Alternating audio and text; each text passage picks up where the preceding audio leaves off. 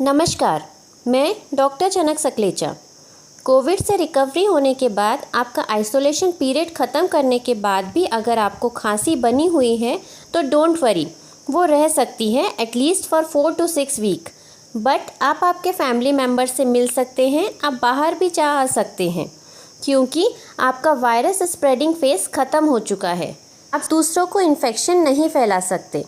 कफ आपका बॉडी का रिस्पॉन्स है अगेंस्ट द इन्फेक्शन जो लंग्स में हुआ था, which will take time to go, so don't panic. Thank you so much.